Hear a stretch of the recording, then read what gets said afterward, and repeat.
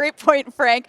Well, here we go. It's time for the modern rounds here at the Pro Tour. Excited to get underway with Constructed with Ailey and Corey. Thank you so much, Maria. Corey, so in theory, if we sleep for 12 hours and we're in a Pro Tour, we win 12 rounds? Is that how that works? That's the cut, is 12 wins to be into the top 8. Javier has had this figured out for years, it seems. Okay, all right. So go get your sleep, Pro Tour competitors. Welcome to the Constructed rounds here, friends. We are jumping into Modern, and we have got a extremely varied field in terms of archetypes, players playing different decks. It's going to be such a great time. Let's talk about this matchup here, Corey. Yeah. We've got our Espegorios up against our Golgari Yawgmoth. Yeah, and of course, we're going to be seeing these kind of matchups that we really don't see often. You know, you're going to see the Boros versus Affinity, the kind of go-to decks, but in Modern, it is just such a wide variety of decks that, you know, you're going to have to really be educated in the format to be able to know what you're doing in a lot of matchups. But I think Frank said it best. The Agatha's Soul Cauldron basically countering Goryo's Vengeance here from Anthony. That is so brutal when you have a card that's not only great in your deck, but it's also a hate card to main deck against these graveyard decks. We see it from Affinity where they main deck Tormod's Crypts. That is going to spell some really rough news here from Anthony. You know, Graveyard Hate is a standard in the, you know, sideboards of plenty of players here. If not all of the players here have something to interact with the sideboard, but Tony's got it in the main deck, you know. So if he doesn't have anything to do, you bet he's going to be munching on whatever Anthony Pepe is able to put in the graveyard. Yeah, absolutely. And it is in hand there for Tony. He has the ability to play it right now. And it looks like from Anthony's side, no land. There's double Goryo's Vengeance. Nice. So this Agatha's Soul Cauldron is going to do a nice job of preventing that from going wild. But Anthony, on the other side, does have Prismatic Ending as well as March to be able to deal with Soul Cauldron. So this should be a nice game.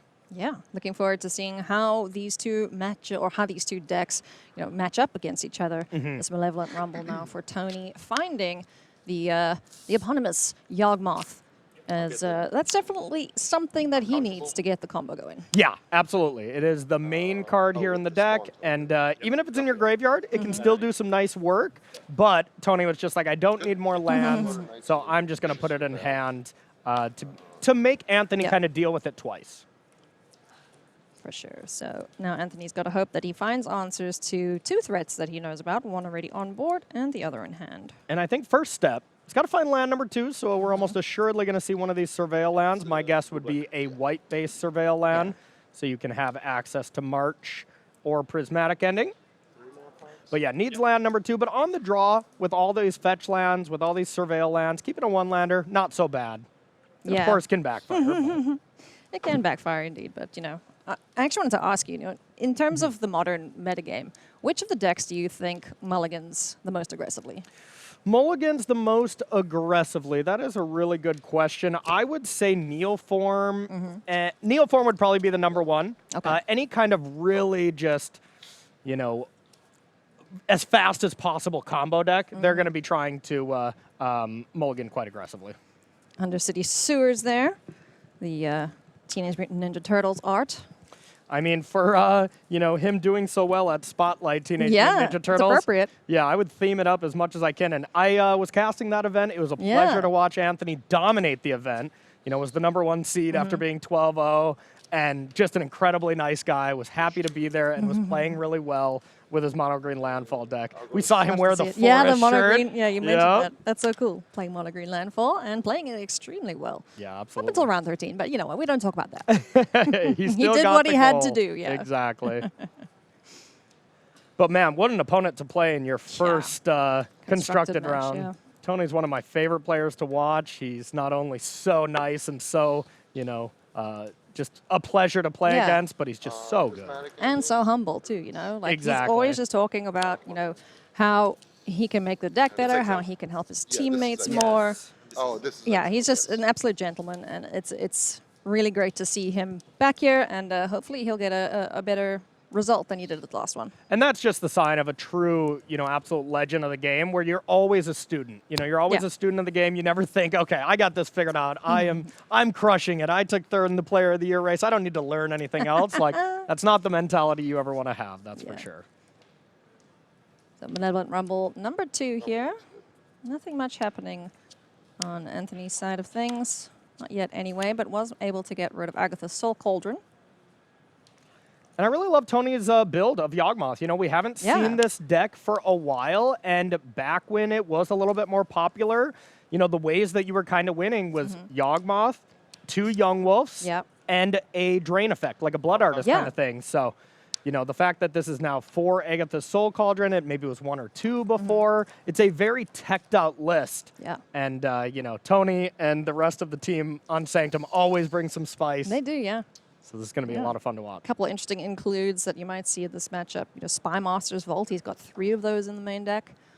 So curious to see what shenanigans he'll get up to with that. You know, maybe just an extra Surveil, but looking at the hand here for Anthony, he would love to have a critter in the yard and not a second copy to deal with of the Agatha's Soul Cauldron. I mean, I think he kind of has it, right? Because the Walking Ballista's in the yard. We have Yogg and Young Wolf, so and we have 5 mana. So from what I'm seeing, there is a win on the battlefield next turn, barring literally no interaction. And we see the Solitude, you know, we see March. There is interaction, but as it stands, if Tony had the option to go for it, he could win the game this turn. Do you think he will? I mean, his hand doesn't really do anything else, so probably will. Okay. And he'll get to draw some cards here. And depending on how Anthony responds, you know, if you just go to Solitude Yawgmoth after Young Wolf and Yogg is already in play, you can be like, well, in response, I'll kill you. So Anthony has to deal with the Soul Cauldron basically with Yawgmoth on the stack. So we'll see if he respects that. All right. Yeah, very difficult to break it up once all the pieces are on board. Windswept Teeth, the easiest thing here for Tony to do. So now he has a big think. Into the tank he goes. What could possibly go wrong?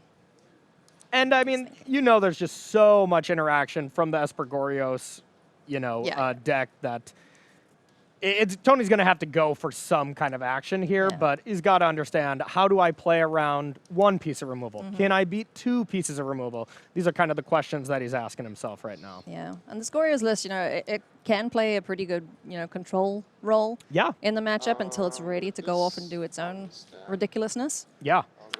So in response, Marsh Flats, go get another land, and looks like we're going to try potentially here for Anthony to get either the Wolf or the Soul Cauldron off the board. What do you aim for? Soul Cauldron. Soul Cauldron is just the best card against you because, I mean, we see 2 Gorios Vengeance in hand. There's a Psychic Frog where you can discard Gristlebrand and bring it back next turn if you find land 4. So that's definitely the most problematic card straight away. And then when Tony starts to do the value of drawing extra cards with Yawgmoth, then you can Solitude. Well, Young Wolf is in the yard with the Undying trigger on the stack. Yeah. The only issue with that is that was the only other white card in hand, so no free Solitude at the moment. Oh, that's a very good point. Anthony's going to have to find something to help him out in that regard. Yep, that is a very good point. So we can clean this up right now. What are we munching on here? Eating. It doesn't really do anything, does it?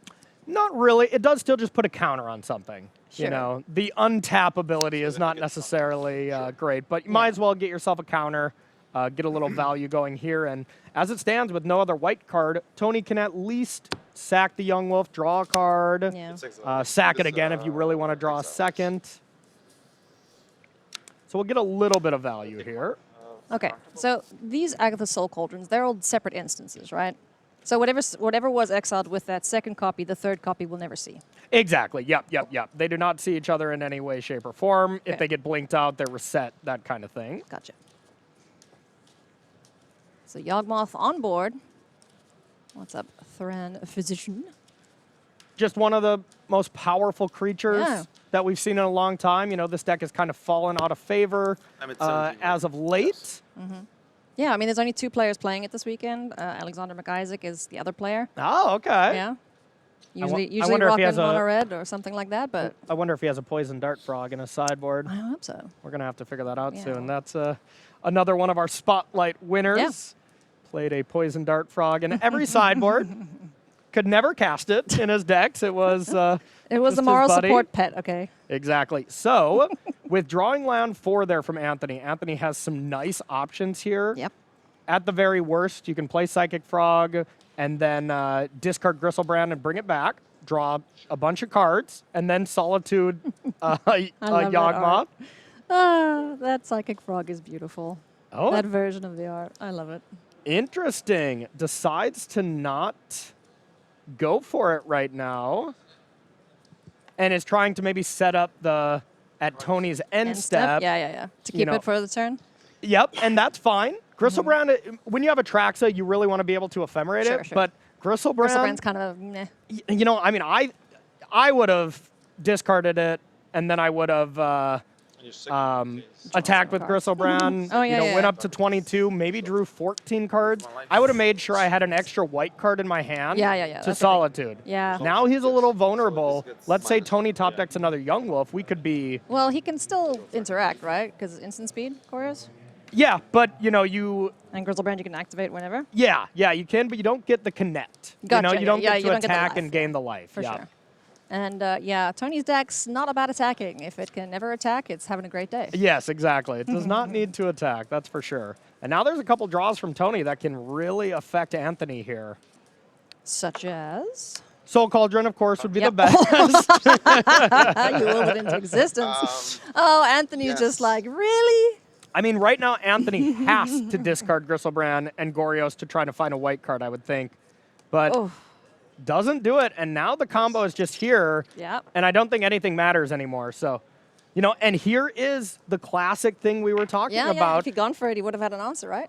I mean, that, but also, like what Frank was saying at the desk, Anthony has probably never played against Golgari Yawgmoth because, well, it's not a deck that's played a lot. Tony has played against Esper Gorios plenty. Yeah. And that's kind of the value you gain when you play a deck that's really off the meta Yeah. in the other category for sure, Dredger's Insight now for Tony. Gets to look at a couple more cards. Yeah. And now the second back. Young Wolf should be the insurance policy that if that resolves, then Tony could beat a piece of interaction. He could beat a Solitude. Sir, dead. Yeah. It's like, you're dead. You're dead. Ping you. Sack this. Here goes the combo. And that's all she wrote for game number 1 here. Yeah. Right, game number 2. Let's look at sideboard options for Anthony. What do you expect to see him bring in? Definitely anything that can deal with Soul Cauldron, I would assume. And as far as things that he has to deal with that, not a lot, actually. Wrath of the Skies, maybe? Yeah, and that's a really expensive answer. To Fairy to bounce it looks pretty good. But he kind of has the things in the main deck to deal with it. 3 Prismatic Endings is kind of the best thing you can do, but... 19? 19, yes. Yeah, I think Anthony had some better lines there that he could have taken with attacking with Gristlebrand. As long as he had another, black land, of course he did, with that fetch land. Should have been able to do it. Spy Monsters, Undercity Sewers here for Anthony, off of the fetch land. I'm going to surveil something into the yard. Hopefully it's big and costs a lot of mana. Yeah. If he can do a turn 2, reanimate, he'll be very happy about that. Yeah, Tony on the other side of things, starting off how he did the first game. Delighted Halfling. Looks like Anthony must have mulliganed a few times and has kind of the plan B that Esper Gorios has to operate with. The Warp a Riddler on turn 3, ephemerate it, get some value going there. I do like that. Oh, I love it, but I mean that is the free entomb, as we say. Being able to just surveil a Traxa to the yard. I mean, you feel like you're doing it. Gorios, though. Yeah. No Gorios Vengeance in hand. And we'll see. He's got 2 choices here: warp one of the extra Riddlers to get a card, or could have Prismatic Ending the Delighted Halfling. Did you see what he picked up? Was it Gorios? Force of Negation. Okay. Yeah. I mean, to counter a possible Cauldron if it gets played is huge. And I mean, Tony has it and should probably play it, but he does get one of the powerful new additions here, Badgermaw Cub, to then use the Delighted Halfling for 2 mana and then play the Cauldron. Comfortable. Very nice. There's the Cauldron. Yep. Now, does Anthony respond to this? 4. Or is he waiting for something else to get? Traxa. Because it has to be a non-creature spell. I mean, that's the best non-creature spell you're going to get.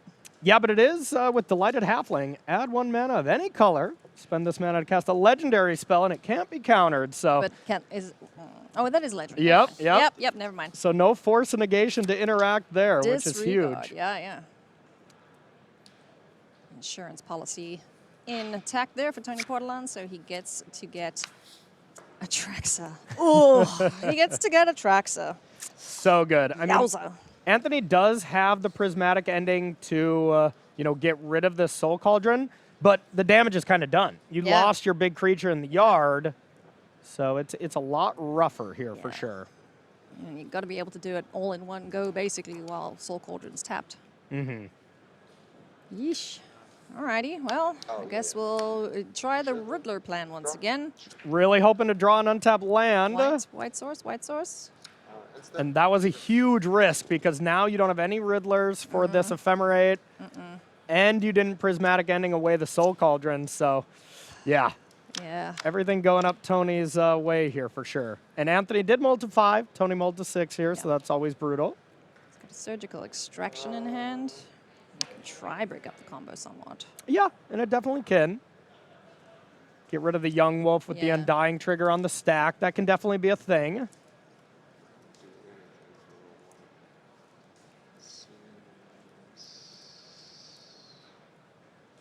Rumble is good. With the Rumble, Anthony's looking at the spot of, well, I need to counter something. Rumble's one of the few things he can counter. Yep, and it's not a legendary. Haha. Yeah, Got him. That's not a got him, but you know what I mean. yeah. Young And- Wolf, another Cauldron in hand. Catacombs and Dredges inside for Tony. So just missing a couple pieces here. But man, I really like Tony's list. The Dredger's Insight to be able to fill your graveyard out a little bit more. We've seen these lists play Quarter Calling as kind of the go-to search. Green Sun Zenith with these 2-mana ramp spells. The Dredger's Insight and the Rumble just Green, feels white, so much more smooth. Yeah. I really like this list from What? Tony. Yeah. We could see a resurgence if he does both at this weekend. Yeah. And I mean, he's going to 6 limited, so he only has to go 6 and 4 in, Don't in Modern. commentators curse him. Don't make predictions. I mean, 72% win rate before he just 3-0'd. Yeah. I mean, what? I don't know if I've ever had a 75% win rate just playing on Arena. Like, he's doing this at the Pro Tour level. Yeah. These numbers are crazy. truly extraordinary. He's one hell of a player. Yeah, he really is. Took second out of Pro Tour already to Christopher Larson here in Richmond. Yeah. Richmond was good for both of these That was players. a really close finals. You were stressing. I was. I really was. You couldn't sit still. You were just like pacing back and Green and forth. colors. It's Oh only my for gosh. legendary spells. Yes. I love me some good magic. You do, okay? yeah. It was good magic. This green and colorless from this. Oh, colors. Yeah. Yeah, colorless and green. If you tap it with Badger Mole Cub, that is what happens. No blocks. Oh, Badgermall's attacking. Remember what I said about if he's attacking, it's not a good day? Well, Yeah. okay, maybe I was wrong, but still. I mean, to be fair, Tony's deck does have the ability to still get aggressive because there Yeah. is one Ouroboros. Oh, yeah, there is. So, Green Sun Zenith for 4, you can really present an aggressive clock with that. yeah, and all the fetch lands, yeah, you're definitely getting landfall triggers for days, so. And Tony does have the very powerful combo of having a Grist in the yard and your Soul Cauldron eating that. All your creatures with counters on them turn into Grist Planeswalkers. That's always That's spicy. insane. Yep.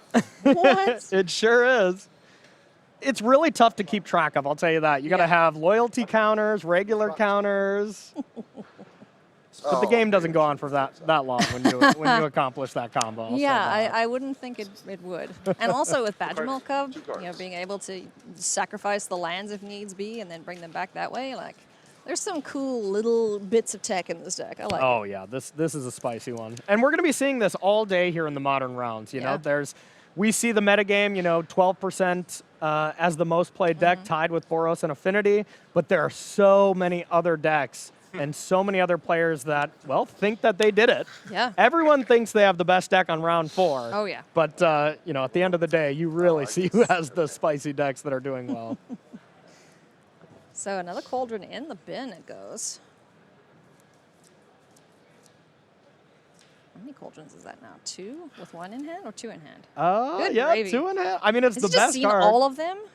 I mean, the thing is, the Riddler plan with Ephemerate is the only way that you can kind of win the game without using your Yeah. graveyard. Psychic Frog can do some Yeah. damage as well, but when you have all these Cauldrons in play, you're never doing the Goryo's Vengeance thing, and Anthony is just playing a less than exciting Esper mid-range deck if you can't do the powerful over-the-top thing. Yeah, certainly is. You We're know, at 14. missing lands Yes. definitely not helping his cause here. And up against a really tough first round opponent in, Oh, in yeah. the constructed rounds. And I mean, to be fair, Deck-wise and player-wise. Yeah.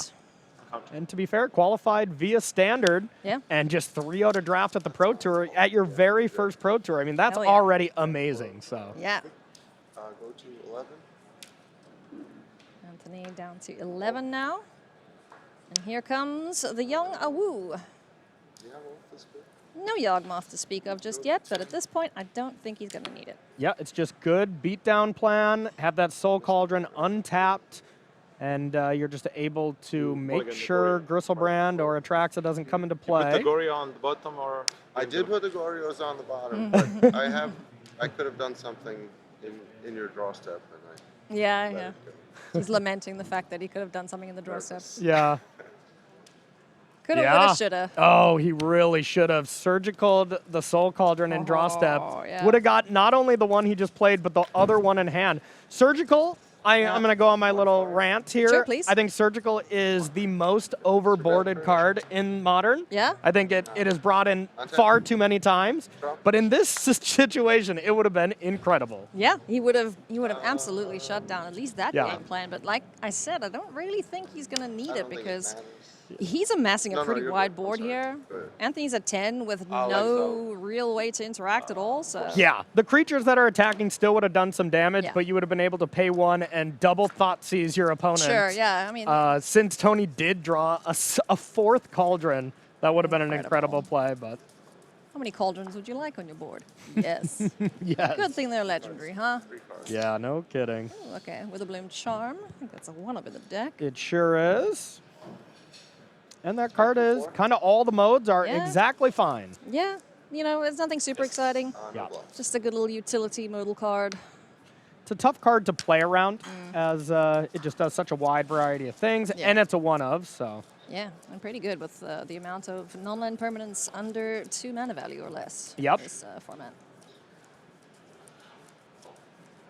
Yeah, kills a lot Yeah. of things, lets you draw some extra cards. You can sack Young Wolf at end step to Oh, yeah. make it a 2/2 instead of a 1/1. And Wrath of the Skies off the top was a pretty solid one.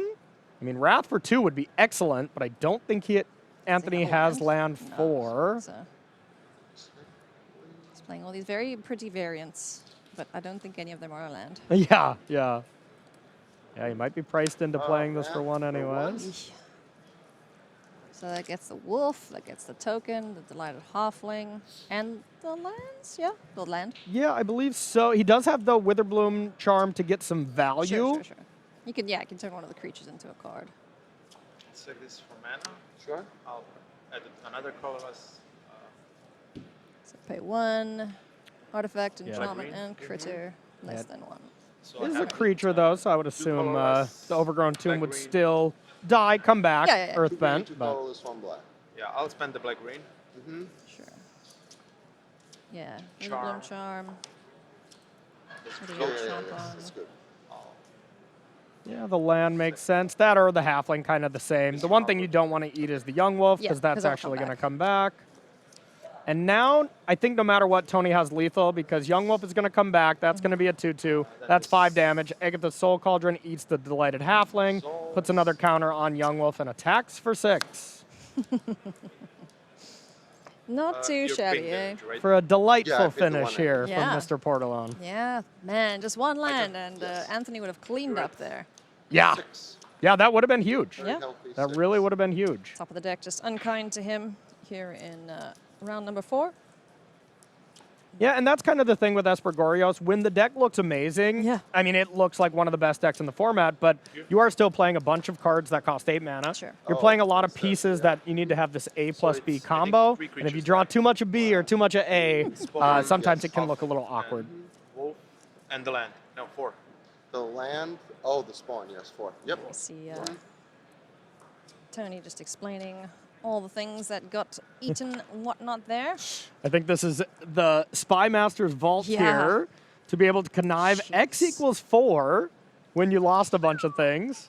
Yeah. I mean, Tony's playing 3 of this land. I haven't seen this land I've seen played it in that Commander. often. Yeah, I haven't seen this land played incredibly often. You know, Yeah. that you'll see some decks that are going to play it.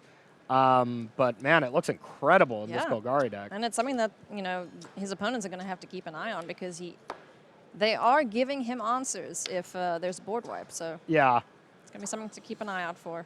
And I mean, this game is fully done, but Tony's kind of assuming that Anthony has a Solitude because Yeah. he has to, otherwise the game is the game is over. Yeah. So Tony is just kind of doing what is the best against one Solitude. Doing the best he can with the information he knows about the opponent's deck.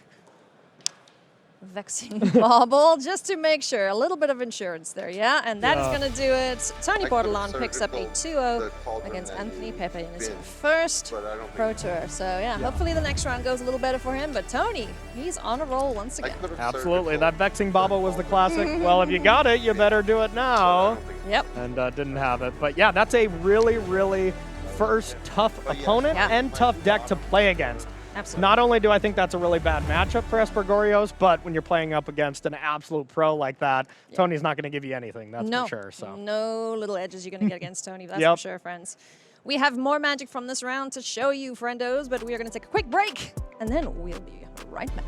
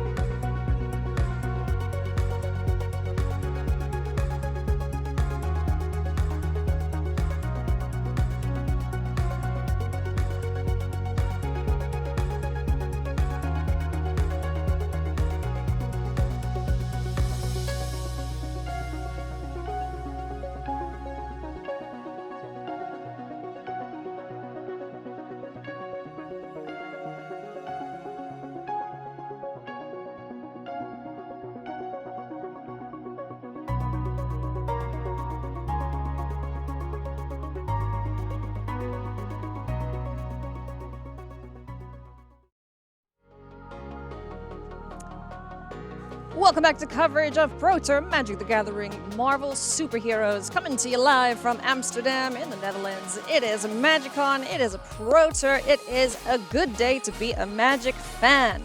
Plenty of action out there, all of the accessories that you can go and pick up, all of the artists you can have sign your cards. Yeah. There's just so much to do, and of course Magic to play, because who doesn't want to just do that all day, right? yeah, everyone's so happy out there. I mean, just people grinning from cheek to cheek. Oh, yeah. Just getting in. You know, it just opened not too long ago. It looks like an absolute blast out there. It does indeed. You know what else looks like an absolute blast? Our next feature match, because it's Boros Land Destruction in the hands of Kundavas up against Matthew Stefansson playing Amulet Titan.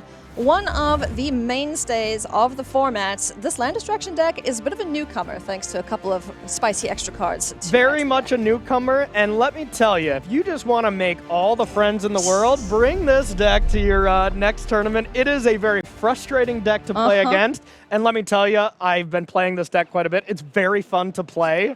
It's a little evil to play, I must say, because, well, you're trying to take away every single land your opponent's hands, as well as every single permanent. So most of the time, your opponent concedes by just not having anything to do. Basically, everything becomes, Path to Exile or Swords to Plowshares, just without any of the benefit attached to it once all the basics are out. Now, to Matthew's credit, he does have 4 forests in the main deck. So let's see what happens. I can tell you in game number 1, Kundefos won this pretty quickly, and then Stefansson won an absolute grindy matchup in game 2. 21 minutes it took him to get that. So they got to be a little cognizant of the clock as well. And so normally the dynamic of this kind of match is you're just like, well, I'm playing a deck that destroys land, and Matthew's playing a deck that combos with lands. Oh, sorry. You would normally think you just have the best kind of matchup you could possibly have. It is still a deck that can just kind of win out of nowhere from Matthew's side. So yeah, it's not the same as Corey, that yeah. was so funny. Did you see that? The Solitude on the Dryad Armor. It's land destruction, but not in the way you expected. Price of Freedom now getting rid of one of the lands here from Stefansson's side. So, oh my good gravy, this is going to be beautiful. I will say from DeVos, the thing that you gain from this deck, open deck list, where you just get to know how many basics that you got to get from your opponent, is a huge advantage to these kind of players. So. Oh, Cleansing Wildfire now, blowing up some lands. That Price of Freedom took care of the single copy of the Amulet. The key card in this deck for popping off with the Primeval Titan, Cleansing Wildfire. Doing a good job here, too. Now, let's see, what's that? The third mountain, forest. The third forest out. Let's see, one left. Already. There's one left. And you might be wondering why we're blowing up the basics here. It's because you have a lot of ways to blow up non-basics, the Demolition Field, Field of Ruin, those kind of things. So anything that says destroy a land that doesn't specify non-basic, you go for the basics to clear those out because you got so many other ways to clear the non-basics. Caroline Pardee was ready with that. Yeah. Ready with that. Her Arboreal favorite card, Grazer for sure. on the board, on our screen. The king is back. Absolutely. And the other thing that's really funny about these Boros land destruction decks is the win con is on the table. The Kahira in the companion zone. That's pretty much how you win. Or with the Quarry Mountain Monastery to find yourself the one of Legend of Roku. Or, of course, aiming 4 high noons upstairs. That's the kind of win cons this deck plays. There are 4 high noons in the main deck, Yeah, it's incredible. just like, I'm going to stop you from playing the game, and then I'm going to win. Eventually. It'll take a while, but we'll get there. Yeah, At least there's Castle Ardenvale to kind of make creatures. Yep, and there is Solitude, so that is a little of an exaggeration, but I like your narrative there. I agree with it. But now we are at the spot for Matthew where you're able to go land 6 here, play a Primeval Titan, and DeVos did a great job of neutralizing. Oh, that looks like a reprieve on the Primeval Titan. That's huge. Yeah. I was going to say, DeVos did a great job of neutralizing the early game, but when you have 4 basics, these Cleansing Wildfires are not land destruction, they're just kind of land filtering. Yeah. Beautiful version of reprieve there. And another one. Oh. Wowza. Okay. Interesting. Okay. So, no fun at all, says DeVos. There's the fun, though. Yes. Get in there, little guy. Arboreal Grazer attacks for an astounding 0. Yeah, players having fun, that's for sure. Yeah, you love to see it, man. And now Matthew decided to not play anything because, well, the reprieve is going to be face up. It's going to go away now. Bye-bye. So that was a choice by DeVos to do that proactively. Sure. Yeah, it's kind of an unlucky top deck there, as it were, but there is another copy in hand we can see there. Got wear and tear there, too. Quick glimpse we got there from his hand. Looks like there's just more land destruction and ways to blow things up in hand. Yeah, playing the full 4 post board. So Quarry Mountain Monastery, finding a rest in peace. Meh, not really too excited about that. Not terrible, though. Not terrible, yeah. It does get rid of land. It does prevent the Aftermath Analyst kind of loops. Sure. Scape shift, the woodlands, hopping Analyst, that kind of stuff. So rest in peace is definitely not terrible in this matchup. All right, wear and tear, taking care of Urza's Saga, so no value off of that. You're not going to go and find an Amulet of Vigor. Turn passes back now, and I see Kundefos using the Sunken Citadels extremely well to be able to activate his lands for slightly cheaper. Yeah, 4 Sunken Citadels in this list. It's like your best land. Helps with Demolition Field and Field of Ruin to be Yep. able to start getting those going as early as turn 2. Yeah, also the monasteries and creating tokens for Castle Ardenvale when DeVos eventually decides it's time to win the game. Yeah, I was really interested to see what kind of impact the Boros land destruction was going to have on Yeah. this tournament, both in the numbers that it was played, because on Magic Online, this deck was tearing it up. Everywhere. It was tearing it up. everywhere. There was like 3 in each top 8. Like, you know, mostly a lot of people trying it out. Is this deck real kind of Yeah, thing? But I also wanted to see the impact that this deck would have just on mana bases. Like yeah. if people could think, hey, should I play 2 basics? That's a little low. Maybe I'll play an extra. Just in case, yeah. Yeah. Because you know they're going to have it. They're going to have at least a copy in their opening hand, if not more. Oh, yeah. So rest in peace now. Looks like we did play that, and everything in the yards is exiled. Bye-bye, old graveyards. So now, even if Primetime comes down, you're not doing the combo aspect without Amulet, without Spelunking in play. You're not giving this haste. You know, you can do the Boseiju, pick it up, and kind of interact that way. But yeah, in response, able to clean that up. But now if Primeval Titan just comes down as a supercharged Colossal Dreadmaw, then you can just deal with it with one of the Pass, a Road, which DeVos has a ton of in hand. Yeah, he's got ways to deal with creatures. Yeah. He's respecting the Arboreal Grazer, though, as he should. But yeah, DeVos will have to take care of Primetime over here because, you know, they start swinging. It's going to start hurting. But we won't see, at least I don't think we're going to see a combo win here from Matthew's side. Yeah, because you really need the Spelunkings, you need the Amulets, and kind of, we're going to see Amulet a lot. This is a deck that we saw at Edge of Eternity. It put 1 player into the top 8, but it was kind of the boogeyman at that tournament. And it's kind of the same here. You know, it is something that I'm really unsure going into this event how many copies there would have been. And 7% of the metagame, I think, is maybe a little low. This is still just a deck that is so hard to play that a lot of people are scared to kind of play it. I mean, it is intimidating. Like, It is. I've seen Dom Harvey's Bible on this. Yes. That is an intimidating stack of cards, and how every little interaction works, and then, you know, which lands are the best to put in here, and then, okay, Lotus Field got banned, so it took away some of their toys, but it didn't slow the deck down all that much. Yeah, and I mean, it definitely did a little bit. But Lotus Field, the most recent band, as well as Flage, Lotus Field definitely targeting this deck. And it wasn't, you know, Amulet wasn't taken out of the picture where it would kind of end the deck. It was like, well, you're going to take away this convoluted loop with Analyst and Shifting Woodlands. Turns out that loop is still there. It's just a little bit harder to do. You know, you used to be able to win with Scape Shift and 4 lands. You know, it's a lot trickier to do now. Tricky, but not impossible. Definitely Frank not. was trying to explain one of these loops to us yesterday. And he went on for a solid 30 seconds trying to explain it, and we all just mentally checked out. We were like, how? What? No. Yeah, it's really fun. It's a lot of mirror pool, copying Scape Shift on the stack, and I mean, there is just a plethora of silly things that you can do. Green Sun Zenith here to pick up the Colossus. This is a one of in these lists. That is still extremely powerful and probably the best card that we can have here. We'll see how many lands you're able to get, but looks like the Solitude to clean it up prevents all the fun.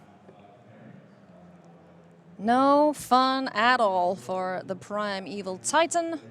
You do still get to draw the cards, though. And most of your deck is lands.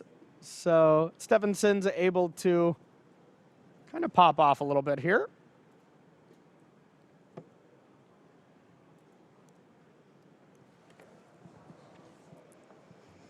All right, so a couple of lands in play, and oh, there's the Wrath. I was going to say the Urza Saga can start actually cleaning things up and, you know, start making some Saga or making some constructs and getting some good value going. But, of course, the land destruction deck is all about destroying anything that could possibly win your opponent the game. It's just, it's magical. Destroying all the toys. You love this. You're beaming from ear to ear. You can't see Corey Bellmeister right now, friends, but you can certainly hear it in his voice. He is just reveling in all of this land destruction happening here from DeVos' side. Yeah, I don't think this would have been the deck I would have played, but let me tell you, I've had a lot of good times testing with it. Yes. Preparing for this event. I might have run into you a couple times, actually, because every time I try Amulet Titan, I didn't get any lands to play with, so it's just like, oh, okay, well, cool. Yeah, and most of the time you would really think like, okay, this would be a great matchup for the land destruction deck. You're blowing up the lands where, you know, Simic Growth Chamber, for instance, produces 2 mana. Yeah. So being able to ever clear that out seems great for you, but you can still kind of win out of nowhere from the Amulet side. So you're kind of never safe against that deck. Yeah, especially not when there's a bunch of hasty Titans to deal with. Oh, there's the fourth forest. We found it. Okay. Green and Sun Zenith. What are we getting? definitely a Titan. The Colossus is already gone. And now with an Amulet here, you're able to get Gruul Turf and the Hanwar Battlements. Never mind, it's gone. Never mind, it's dead. I think DeVos has every answer he could possibly need for Matthew in this matchup. It does look like all we have left is Kahira, but with Quarry Mountain Monastery, you're still drawing 2 cards a turn, Sure. and Rest in Peace is gone now, but kind of the damage has been done as you don't have any lands in your graveyard. Yeah, now all of these effects are just clean answers. There's no downside at all for Koen DeVos firing this off. Here comes Kahira. Hey! Hey, remember companions? Yeah. And it does do a nice little combo with Solitude. You're able to attack for 4 with Vigilance. The Vigilance aspect doesn't matter that much in this matchup. You're not doing a lot of blocking, but... Pick a land, any land. What would you like to blow up? And I think that's all the forests in Yes, play, so all the this is forests just now. a Stone Rain draw card. No Armageddon style effect, though. Yeah. Thankfully. That would be painful. Oh, good. Ooh. Whoa, okay. High noon. Hey, buddy. All right, so now your plan of, just fire off in the face. These high noon activations will certainly be troublesome for Matthew And- Stefansson. I mean, you can't play multiple things is now valid because Yeah. Rest in Peace is gone. The Scape Shift loops could be back in play now that you can use your graveyard. But with High Noon, it is much harder Yeah. to accomplish that goal. Yep, certainly Matthew needs to find an answer for that before he can start doing any form of comboing. So let's see what he goes to Float first. 6. And I use a think green and a the colorless. High Noon is kind of the reason why Pass. this deck is Your tap, awesome. yeah. Pass in aftermath. Is because there's so many green's decks good. that it's just Yep. good against on 1, surface value. 2, 3. But let's see. Here's I'm gonna use the Aftermath. remaining mana to bring these 2 lands back.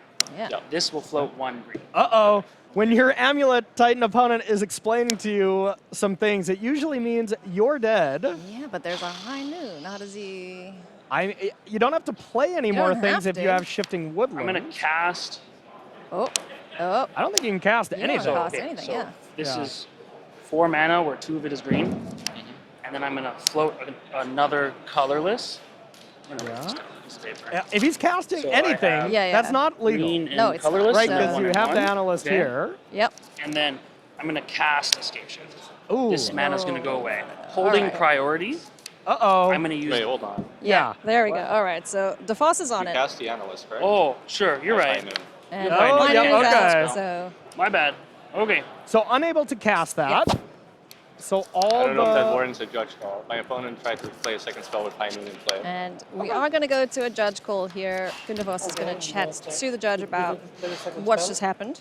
Yeah, I did. I can also You're tell right. you though You that could get me on that. That's fine. Matthew I has guess. already I might get a had game 2 loss. warnings in It's either this or like matchup Oh. up to this Probably point. lose So this if is I- his third If I'm allowed to untap. GRV, and he will unfortunately automatically didn't see that. lose the match.